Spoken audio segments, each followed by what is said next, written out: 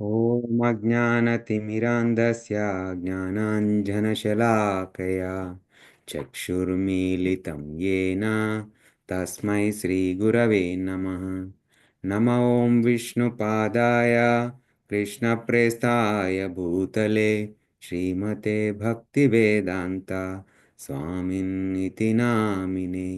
नमस्ते सरस्वते देवे गौरवाणी प्रचारिणे निर्विशेषा शून्यवादी पाश्चात्यदेशतारिणे। जय श्री कृष्ण चैतन्य प्रभो नित्यानंद श्री अद्वैता गदाधार शिवासादि गौरभक्तवृंद। हे कृष्णा करुणा सिंधु दीनबंधो जगत्पते गोपेशा गोपिका कांता राधा कांता नमोस्तुते। तप्त कांचन गौरांगी राधे वृंदावनेश्वरी वृषभानुस्तुते देवी प्रणमामि हरिप्रिये। वाञ्छाकल्पतरुभ्यश्च कृपा सिन्धुभ्य एव च पतितानां पावनेभ्यो वैष्णवेभ्यो नमो नमः। वैष्णवेभ्यो नमो नमः। हरे कृष्णा कृष्णा कृष्णा हरे हरे हरे राम राम राम हरे हरे। मूकं करोति वाचालं पङ्गुं लङ्घयते गिरिं यत्कृपातमहं वन्दे श्रीगुरुं दीनतारणं परमानन्दमाधवं परमानन्दमाधवं परमानन्दमाधवम्। नारायणं नमस्कृत्य नरं चैव नरोत्तमं देवीं सरस्वतीं व्यासं ततो जयमुदीरयेत्। ॐ नमो भगवते वासुदेवाय। ॐ नमो भगवते वासुदेवाय। ॐ नमो भगवते वासुदेवाय।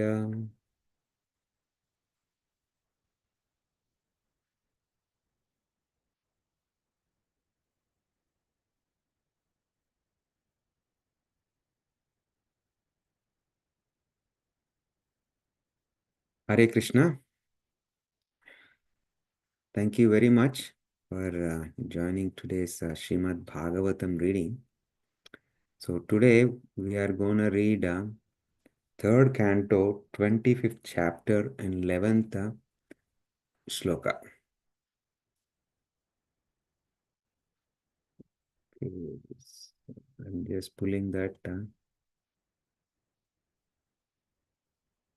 So in this particular shloka, Mother Devahuti is continuing her conversation with Kapil Dev. So the shloka is तं त्वा तं त्वागताहं शरणं शरण्यं स्वभर्त्या संसारतरो कुतारं जिज्ञासया जिज्ञासयाहं प्रकृतेः पुरुषस्य नमामि सद्धर्मविधां वरिष्ठम्। Once again, तं त्वा गतां शरणं शरण्यं स्वभर्त्या संसारतरो कुताहरम् जिज्ञासयाहं प्रकृते पुरुषस्य Namami सद्धर्म विधां वरिष्ठम्.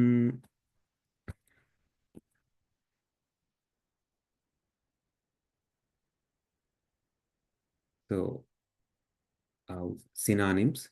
Tam, that person, tva, unto you, gata, have gone, aham, I, sharanam, shelter, sharanyam, worth taking shelter of, swabhartya, for your dependents, samsara, of material existence, taroho, of the tree, krutaram, the axe, jignasaya, with the desire to know, aham, I, prakritehe, of matter, woman, purushasya, of spirit, man, namami, I offer obeisances, sadharma, of eternal occupation, vidham, of the knowers, varistam, unto you, unto the greatest. Translation. Devahuti continued, I have taken shelter of your lotus feet because you are the only person of whom to take shelter. You are the axe which can cut the tree of material existence. I therefore offer my obeisances unto you, who are the greatest of all transcendentalists, and I inquire from you as to the relationship between man and woman and between spirit and matter. Purport by His Divine Grace, Vishwaguru Srila Prabhupada Ki Jai. So the Sankhya philosophy, as is well known, deals with the Prakriti and Purusha. Purusha is the supreme personality of Godhead, or anyone who imitates the supreme personality of Godhead as an enjoyer, and Prakriti means nature. In this material world, material nature is being exploited by the Purushas, or the living entities. The intricacies in the material world of the relationship of Prakriti and Purusha are enjoyed, and the enjoyer is called or the enjoyed and the enjoyer is called samsara. Once again, the intricacies in the material world of relationship of the Prakriti and Purusha uh, are the enjoyed, and the enjoyer is called samsara, or the material entanglement. Devahuti wanted to cut the tree of material entanglement, and she found the suitable weapon is Kapila Muni. The tree of material existence is explained in the 15th chapter of Bhagavad Gita as an Ashwatha tree, whose roots is upward and whose branches are downward. It is recommended there that one has to cut the root of this material existence tree with an axe of detachment. What is the attachment? The attachment involves Prakriti and Purusha. The living entities are trying to lord it over the material nature. Since the conditioned soul takes material nature to be object of his enjoyment, and he takes the position of the enjoyer, he is therefore called Purusha. Devahuti cautioned the Kapila Muni, for she knew the whole, only he could cut her attachment to this material world. The living entities, in the guises of men and women, are trying to enjoy the material energy. Therefore, in one sense,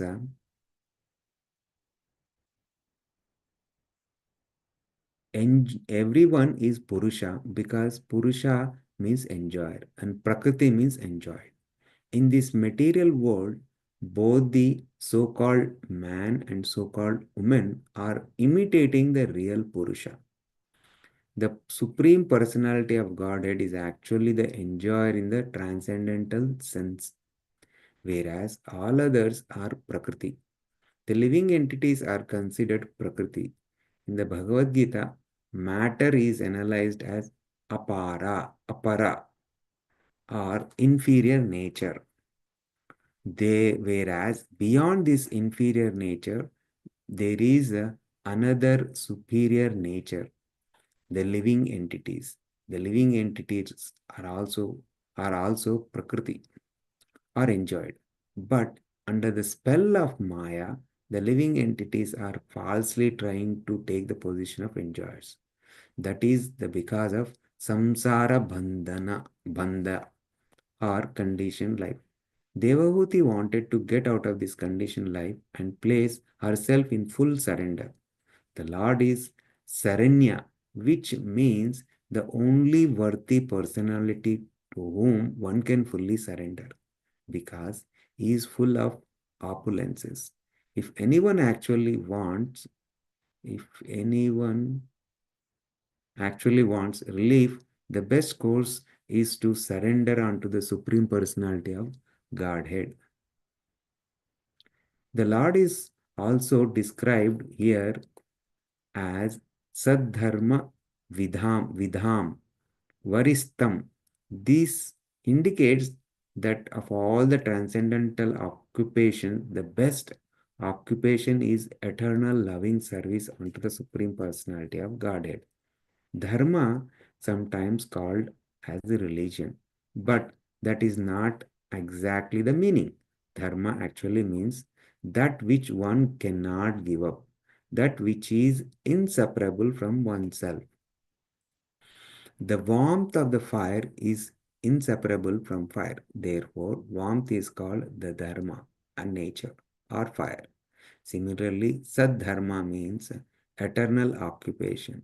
The eternal occupation is entanglement in the transcendental loving service of the Lord. The purpose of Kapiladev's Sankhya philosophy is to propagate pure, uncontaminated devotional service. As therefore, he is addressed here as the most important personality amongst those who know the transcendental occupation of the living entity.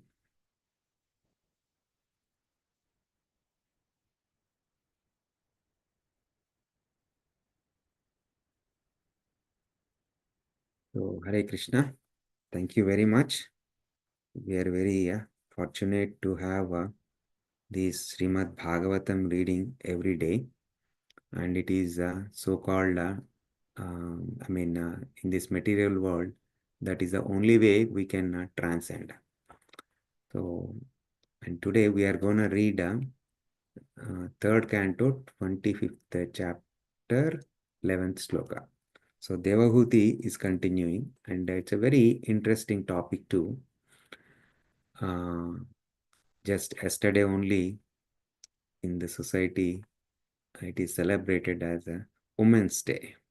So very right context to have that perspective. What is the relationship between Prakriti and Purusha? And then how Devahuti, an exalted devotee, is praying to her husband Kapila Muni that to get detachment from the material existence. So let's a little bit deep dive into the purport.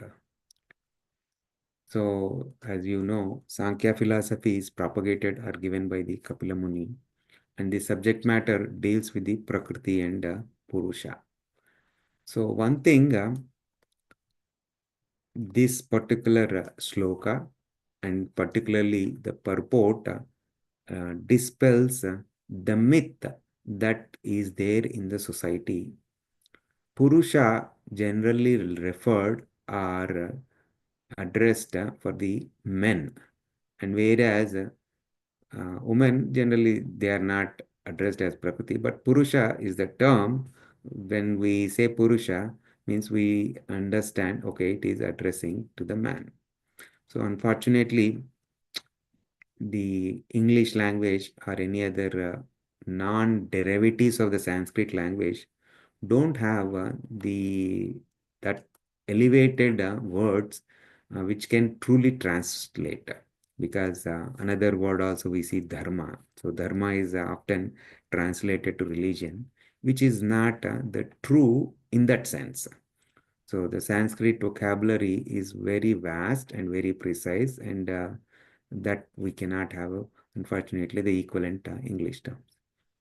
So anyway, here there are a couple of very important words that we have to pay attention and then understand. So Prakriti and Purusha. So the real meaning, Purusha is the enjoyer and Prakriti means enjoyed. So, so the one who, the object of that enjoyment is the nature, the Prakriti. But one who enjoys is Purusha. So, in that context, in this material world, all the living entities are Prakriti, part of the Prakriti. It's not that the so called men are the real Purusha. And that is the reason I have titled today's reading as the real Purusha. So, this, in this purport, Prabhupada very nicely makes that point. So, and uh, I'm yesterday only like glorifying the woman we have celebrated, and all my glories and obeisances to all the Matajis, the so-called souls in the form of a woman body. So it is worth mentioning the contributions of the soul in that body as a mother, as a sister, as a wife, what many roles the woman perform in this material world. The whole, the creation, in one sense, the the birth is given by the woman. So truly, it is a very honorable position and very uh, we have to have that reverence. So it's very worth celebrating that recognition for the woman. Now, that is one thing because in fact, in the scriptures also, it is very clearly mentioned for a child. The order of the position Matru Devo Bhava, Pitru Devo Bhava, Acharya Devo Bhava, Atithi Devo Bhava. Matru Devo Bhava, the first position was given to the mother. Why? See, the child, the mother carries for 9 months, taking so much care. Often, I mean, I myself used to bewildered because when they go through that pain, it is immense. We cannot just feel as a so-called the soul in the body of men. They cannot realize the austerities that they go through. 9 months. It is not an easy being in this male body. I cannot imagine. But when we hear Bhagavatam, now look at that the Jiva is 9 months she keeps very taking care very nicely. Say small cold and cough itself so much painful. I myself take complete bewildered rest and I don't function properly. Then what to speak? The mothers, they for 9 months they keep in their tummy and then they give all the nourishment. So that is materially in the society, all mothers, whether devotees or non-devotees, they take very nice care. That is a special bond a child with they have with a mother. So mother is the most first person that a child respects. It is like a devata, right? See, who takes care 9 months? It's amazing. So every child should be taught to respect, offer their obeisances to the mother. In this world, mother is considered as the living devata, right? So all glories to the woman. And the reason I'm bringing this point is just recently, yesterday only they celebrated, and it is very important to offer our obeisances as a mother, as a sister, as a wife. They take the different positions in our lives. So that is very important. So it is very important that we cultivate in our children to first respect the mother because once the baby doesn't know anything, she takes care and all the mothers. And then what to speak of devotee mothers. So the devotee mothers in these 9 months, they hear the transcendental pastimes. Now, the classic example that we see in the Shastra is Prahlad Maharaj.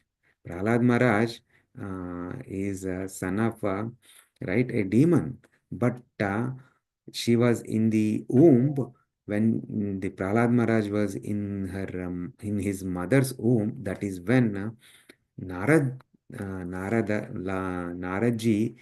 has given this transcendental knowledge. So that is another also important point. Often in society, they think that okay, the spirituality or practicing any transcendental sadhana, it is a retirement program, they think, but not. Prahlad Maharaj says, in fact, the that practice sadhana should be starting from the right from the womb of the mother. So devotee mothers know that aspect, and they make sure that they in that particular 9 months they're very very hooked on to the shravanam. Of course, the mothers who have patience and they're interested in reading, they do that also. But Shravanam is the most easiest.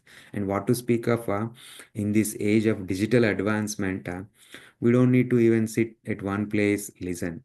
Just switch on the smartphone. There are so many ways you can hear this transcendental. So, this is a very important lesson from this particular purport that we should take that yes, the all the mothers, especially in the when they are in the pregnancy, make sure that you hear often. So I will share that it is so nice that when we were expecting our first child and second child, and I didn't get that thought. My wife, Sumangala, she spoke to the doctor. I mean, even I was so surprised when we were visiting. She said, Doctor, one request I have. Would it be possible when in the operation room, can I bring the Hare Krishna Mahamantra sound box? We'll keep it very mild. At that time, we don't have smartphones, but that was, I think, 2010.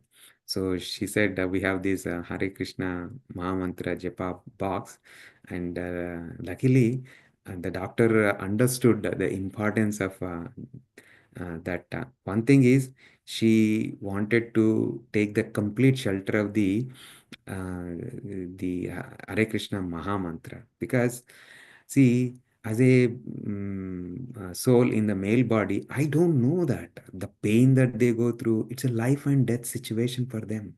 For a mother, it's a life and death situation because it's an operation is going on. It's one of the major operation in their life, and they are going through that, and she want to take that complete shelter. So when she was the moment she entered into the hospital, right from that time till the baby came out, she was taking the shelter. I admire her and her boldness to ask because it's out of the box thinking. So she asked and doctor accepted. So we are very happy that that happened. So it is very important. So mother teaches not only the material, how to live in this material, but more than that, she sows the seed of bhakti at that moment. So it is very important that mother should be given that status, and all the women in the society should be educated about this. That is the very important. Now, the distinction is Prakriti and Purusha. So, now often in the society also conflicts between men and women. So, right? So, women, if you look at the traditionally several decades and ages, women were exploited because of their not having that physical strength, which is generally deemed. Of course, there are exalted women are there who are even as good as men, but generally physically they are weaker considered, and they are exploited. And that is the reason, fast forward, now the society is okay, the women rights and this right, that rights, they are coming. But when the society is educated about the Bhagavatam and our transcendental literature, it is clearly gives that position in all our scriptures. The women are given the advanced position. Look at Mother Saraswati. If you look at Mother Saraswati, she is the goddess of the wisdom. Without Mother Saraswati's blessing, I mean, our intelligence won't be there. That's the reason even in Srimad Bhagavatam, we offer our obeisances before starting to Mother Saraswati. And then Lakshmi Devi, who everybody is after this money. She's the Lakshmi Devi is the source of that devata for bestowing the wealth or the good fortune. It is required. It is required. How intelligence is, education, wisdom is needed. Even in this life, that money is needed in whatever way use. So next, Durga Devi, this is the devata for the strength. So the exalted position is given. So I'm a little bit highlighting about the prakriti aspect and particularly the woman aspect in the society, how they are very important.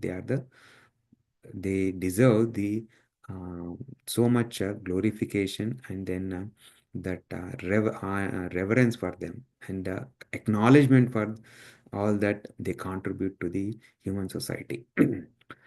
So, and the equal rights thing is going on, right? So, in this corporate world, often it is good, but I want to focus on the other side of the aspect. Of course, women deserve the equal rights. There is no second thought about that. In traditionally, our society was, if you look at even 20, 30 years back, the mothers used to take care of the family, and the fathers used to go out and through their labor earn the money for the needs of the family. That was the setup in which the society was operating. And there is a big advantage in this setup, in this type of the setup. What is the advantage? The children used to get their complete attention. Why? Because the mother is full time. In fact, in the service rendered by the mother is unparalleled. The men go out, labor, and then come out. But people may think that they are sitting at home and doing these small activities. No, it is not easy. Very right from the morning, they start providing the services. They take care of the children, they cook, they clean the home, they provide the all the whatnot, the cleaning the home, cleaning the clothes, whatnot. The chores, the home chores are abundant, and they were taking care. And it's a full time. It's a more than full time job, and then it's unrecognized job. Is the father who goes outside, the so-called men who go out and put their through their labor earn. Once they come back, they give the reason, oh, I'm tired, I will relax.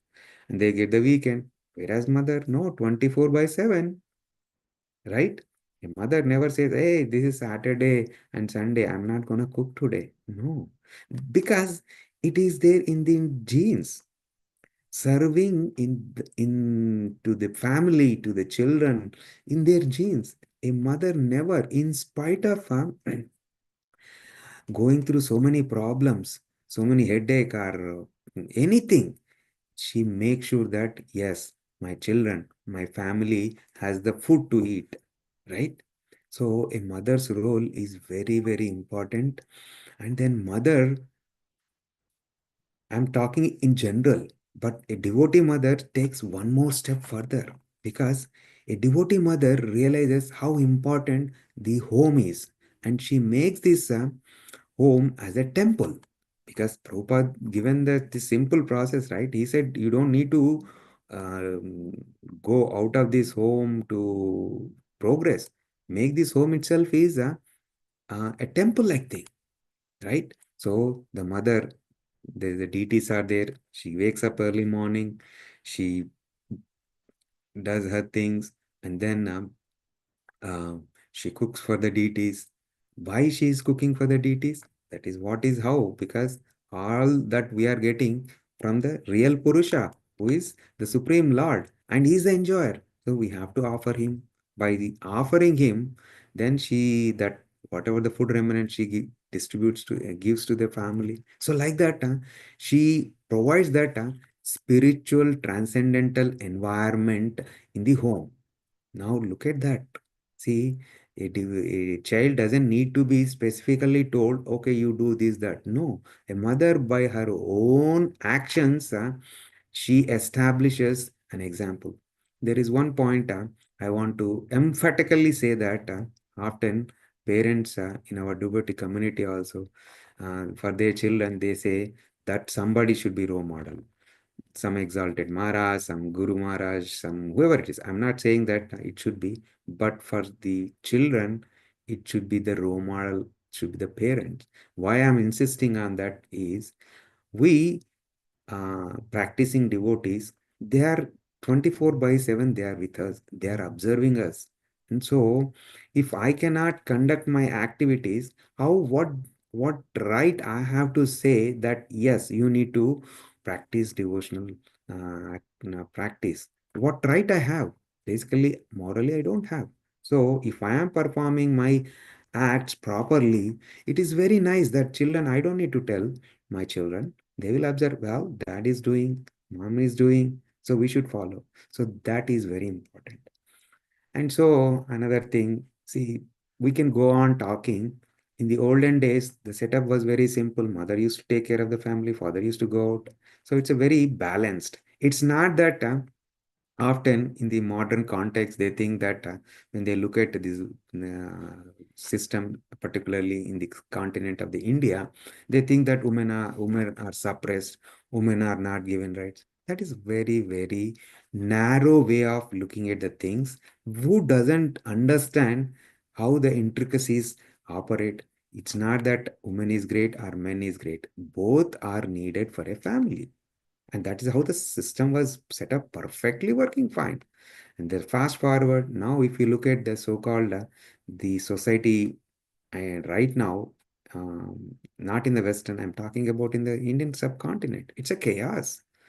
Um, for all women, my forgiveness, I don't mean to say that, but when both are nowadays working, the system is, of course, there are valid reasons, but it's not that only women should work or men should work, or women should take care of the at home, and then uh, the men should go out. It's not that. It depends on the nature, but that used to be the setup. So children used to get all the attention that they needed. But whereas now it's not. Both husband and father go out to make money, and then they come and they have to send these kids to the daycare or other things. It's good. Now, how does that care? A mother cannot be replaced in a child's family, no matter whatever it is. It cannot be replaced. A mother cannot be replaced. We have seen so many horror stories. I'm not portraying everything like that, but I'm emphasizing the Vedic life of aspect, how mother's attention is important. Now, one may say that then how we can, we in these days, we need money to make our living. Yes, it is needed. Even in those days also, then money was needed. It's not that they without money, they were able to live. No. But the difference is they were very content. They were focusing on the basic needs, what they need. But today, it's not that. We want big bungalow, we want fancy cars, we want fancy gadgets, whatnot. Of course, one may say that during those days, these things weren't there. So, as we are advancing, these are the practical things, challenges we have. So, I may say today it is comparing that society and the current society, no, it's not apples to apples, because in the current society, the amenities that we have way high compared to those. When you don't have an option, you will be it's very easy. But whereas when you have so many options, obviously we are attracted, right? As a jiva, we are attracted. We are not a inert material that we don't have emotions and all this. Yes, that is the reason here Shastra will come to our rescue. Shravanam, hearing, by hearing that constantly, our detachment from these so-called opulences, so-called things will come. That is what Mother Devahuti, she's, I don't know, probably this is 1,000 years back, she's asking for this axe, how I can cut my attachment to the material. Just imagine if Mother Devahuti is now here, she would be bewildered because so much attraction, unbelievable. I'm not saying this is a modern science has made our life so easy, so easy. But yet, if we don't have that realization of that thin line that exists between material and transcendental, then we fall for these attractions and we indulge all our labor in getting these so-called all the material attachments in the form of comforts, big house, big thing, all these things. So now, how do we live? Right? We are not living 100 years back. We are living in the current society. So Shravanam. So the first point that we have to understand is Prakriti means the enjoyed. Purusha means the enjoyer. So the clarity that I want to bring is men and women in the creation are part of the Prakriti. So the men are not Purusha. Of course, the linguistically they may be referred as Purusha. Maybe they are in one sense like the Krishna. They have also the male. The body is same, but they are not the enjoyers. So this from that perspective, my to the modern liberals that the Vedic scripture do not distinguish women and men. They are equal. So this is the myth we have to clarify to the so-called our liberandos. Okay, so that is one thing. So both are equal. So the real Purusha is the Supreme Lord, who is the Supreme Controller, who is the Supreme Destroyer. Everything created by Him, maintained by Him at the end of the day. Annihilation, it is totally annihilated. So He is the real enjoyer. That having understood, then coming to the how detachment. See, in the Krishna, in the Bhagavad Gita also, Arjuna is asking, I'm not able to focus, right? He's saying the mind is very chanchala. So it is not able to withstand at one place. So there is a nice analogy also giving how mind is compared to a monkey. Why monkey? Monkey. Have you seen a monkey sitting at one place for a while? No, monkey cannot. Chanchala, very, very unsettled, it constantly. And then this monkey has intoxicated. Nice intoxication. It There was a bottle, it was drinking, and it thought it's good. And now the monkey by nature itself is so unstable. After drinking, it will be very wild. And then further it went and said that this intoxicated monkey has stepped on a nail. Now you can imagine. It's just imagine that when a monkey, when intoxicated and has stepped on a nail, that is how chanchal it becomes. It will be very wild. That is the nature of the mind. Now, this mind, which is very, very chanchal, unstable, how do you control? So Krishna says, right? Yes, Arjuna, you are true. This mind is, Arjuna says, even maybe wind can be controlled, but cannot be mind. Krishna also says, yes, you are true. Now, Krishna gives the formula. He says, yes, I understand, but There is a way it can be done. What is that? Abhyasena tu kaunteya vairaghena cha griyat. Abhyasa. Abhyasa means sadhana. Sadhana is the only way. There is no magic bullet. There is no magic tablet that tonight I can take it, then I will be set right from tomorrow. No, Baba, no. Sadhana. See, that is the reason Srila Prabhupada has so much emphasis. He has given us such a beautiful process for us. For Gruhasthas particularly, we don't need to look forward anywhere. Prabhupada, in his books, repeatedly, he hammered that process into us. We also sometimes call sandwich program, particularly Grihasthas, because we are in this material, in the society, we are very, very closer to them. All this, see, sannyasis and then brahmacharis, their situation is different. They are in a temple atmosphere, their environment is different. But whereas for us, no. Now we may think, okay, in the home, that environment, perfect environment is how long I can stay in the home. I have to go out, step out to earn money. And for that may matter, I have to go do the job. When I go to the job, there will be all kinds of people, right? Who there will be atheists, there will be devotees, there will be non-devotees, there will be whatnot. So much. Then how do we do this? To protect ourselves. So Prabhupada said, wake up early, finish your chanting, then have prasadam, and then here Bhagavatam in the morning, every morning, right? You are creating that layer of security around you. When you go there, you are detached because your conscious is what? Yes, that morning pill of Srimad Bhagavatam is there that will protect us.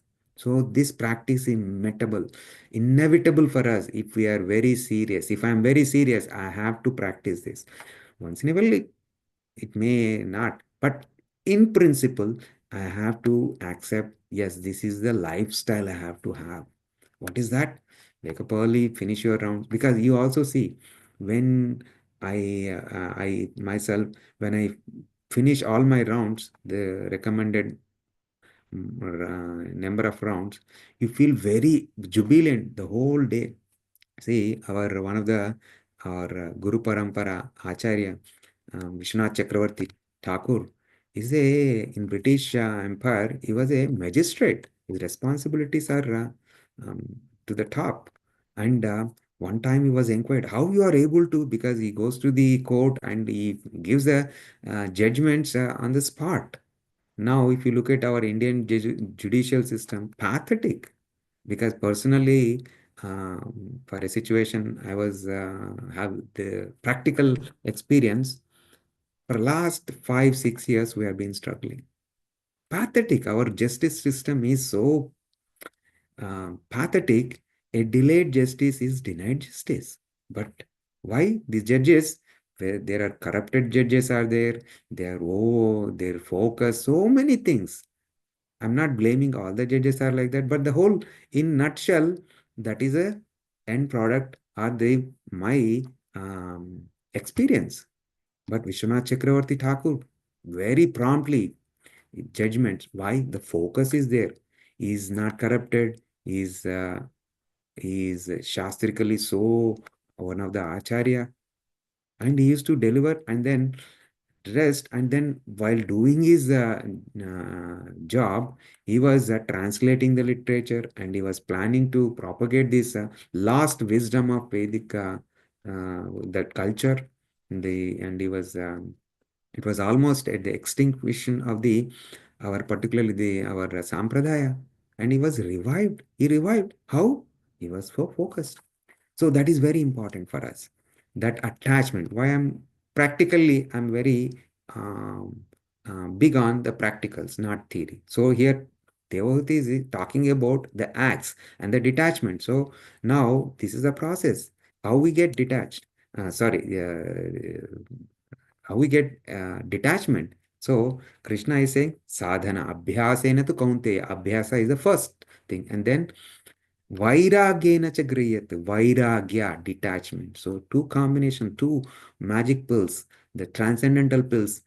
for us to succeed in the spiritual life is abhyasa, sadhana, and detachment, vairagya. These are the stepping stones. Like I would say, whenever we walk, we need padukas, right? These are our two padukas. We use these two padukas to excel our life. Without these, nothing can be done. Now, when we talk about detachment, does that mean that run away from our responsibilities? No. Say a person who are gone into the grihastha ashrama, you accepted this ashram, so you cannot run away, right? Particularly when you have a children, when you married, you cannot. There is a particular system is there. Of course, if we have bypassed the grihastha ashrama and went to the other ashrama, that is fine. Then it is okay. But once you accept it, no. So this is also very important. See, in our the that varnashrama dharma has lost. That is the reason one time Srila Prabhupada was asked, what is the solution for all the chaos in the society? He said the last varnashrama system need to be brought back. Why? In the when the child takes birth, after that, at certain in the early childhood itself, they were sent to the gurukulas to serve the guru and under his shelter and read the entire and read the scriptures and then understand. So by understanding, that child will understand, yes, what is for good for me. He accept that depending on his nature. Now here I am not I don't, in my opinion, I don't say this ashram, that ashram is great. No, every ashram has a role in the society, and one goes adopts that particular ashram based on their nature. So the brahmachari who was got educated or under the shelter of the guru by serving him, there are so many aspects. It's a beautiful process. Then he understands what is a good ashram for me. Is my nature is there is a sense attraction, this enjoyment attitude is there, then yes, enter into the grihastha ashram. Because when you are in the grihastha ashram, that some leverage is given, that sense enjoyment, because that is given. Of course, I'm not saying that is the whole purpose, but that leverage is given. You cannot have the stubborn rules that are applied for the brahmacharya ashrama and then one sannyasa ashrama. No, they are very strict. Any aparadha is gravely punishable, but in the grihastha ashrama, no. So, what is the alternative? Was the grihastha ashrama was given? Yes, you support the rest of the other ashramas. Okay, you are enjoying the senses. Okay, enjoy that to some extent, but at some point you also need to go to from the grihastha ashrama, you should also go to vanaprastha and then sannyasa ashrama. But at least a time you taste it. But in this time also, you need to support the other ashram. That is how you are offering your fruits for the welfare of the society in educating about the scriptures and what is the real purpose of the life. How? By supporting the other ashram. Because a brahmachari and sannyasi, he can 24 by 7, I mean, he can full-fledged, he gave his life. So like this. So it is very important that in this that is what it is. And then another beautiful word is samsara. Samsara, beautiful. Prabhupada has very beautifully said here, the intricacies in the material world of the relationship of the Prakriti Purusha, that is enjoyed and enjoyed, is called samsara. Samsara. See, samsara dhavanala. When we are reading this um, prayers, right, given by the Mahaprabhu, samsara dhavanala. This samsara is dahi. It is just burning us. So how do we come out of this, the fire of the samsara? Through detachment, through cutting our attachment with the material. So now often we say attachment. Detachment means, okay, we detach. Then what to do? So the jiva cannot be just in standalone in a isolated situation. There is nothing, no attachment, no detachment. No, detachment means no detachment from the material and attachment to the lotus feet of the Supreme Lord, right? Whenever these anti-poles, right? Yes, no. Yes to something, no to something. So similarly here, the attachment to the lotus feet of the Supreme Lord and detachment from the material world. So even now this Vairagya is may appear very gigantic or very difficult thing, but Prabhupada has given us a process, very sublime process. It is because sometimes I feel like instead of focusing on don'ts, focus on the do's. Automatically, as the do's grow, the don'ts will just it will just vanish from there. The analogy I will give, say for example, you have a big room and then you got a balloon, and this balloon, as you pump it air into that one, and then your windows and everything is open, let's say, and then you pump air into that one. What happens if you're focusing on that? Okay, what is in there, here and there? Then your focus is on other things other than the act of blowing into the air into the bubble. But if you focus on that bubble, as the balloon gets bigger and bigger, all other anything that are there, that will be pushed out of the room itself. This analogy very nicely helps us to understand. Focus on the do's. Forget about that. See, often there are some mentality that often we see, okay, if we do this, what happens? See, the devotees, especially the Gopi Bhava, the devotees who follow the footsteps of the gopis, they don't care about don'ts. They care about only do's. See, that is that highest bhava. So if we focus on that, all unwanted things that gradually goes away. Because one thing is our thoughts are getting purified by Shravanam and our by activities. All this process that I has given is simply helps us gain the strength in our determination to get attached to the lotus feet of the Supreme Lord. Just focus. See, we are not, the devotees don't care about going to the hell or going to the heaven. That is another mind-boggling thing. When I first heard that concept, I said, what is this? Because till I came to Prabhupada teachings, I mean Prabhupada literature, I never thought about that. But gopis are saying that I don't care, Lord. For the pleasure of the Lord, I can do anything. I can go to the hell. See, because practically even Srila Prabhupada devotees, amazing. See, when Prabhupada was here, preaching in the so-called that time the Russia is Soviet Union is impossible. But somehow devotees they got so much attachment with Bhagavad Gita. Somehow they took one Bhagavad Gita, penetrated into the Russian society, and they were making copies by hand. And there is a beautiful, I think, a drama. It's called Salt Bread, I think. Amazingly, it shows the lives that they put on fire to propagate this knowledge in the Russia, in the Soviet Union. Not now, but those days. So how that strength? How they get it? It is only through Shastra. Shastra is cutting the knots with the material and then attaching to the Supreme Lord. So, okay, it is 8:30. So, I will end here. So, in a summary, I would say that Prakriti and Purusha means not that men and women. It is Prakriti means enjoyed, Purusha means enjoyed. So, who is the Purusha? Supreme Lord Sri Krishna is the Purusha. And Prakriti, all men, women, in whatever the body, all are part of the nature. So that is the bold letters we have to understand. And then samsara. Samsara is the relationship between these Prakriti and nature. So in this so-called samsara, we are bewildered. How we can get out? By detachment, vairagya. And that can be achieved by simply practicing the process that Srila Prabhupada has given to us. That is the sandwich program. By that, we don't need to worry about anything.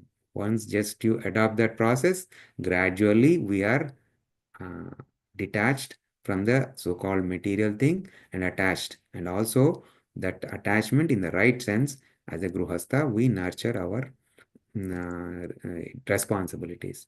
And then in summary, in the interest of the day, the day Women's Day, all glories to all mothers and all the souls in the so-called women body. My Sastanga Danda Pranavats. Thank you very much. Hare Krishna. So we will end here. Um, and then thank you very much. Hare Krishna.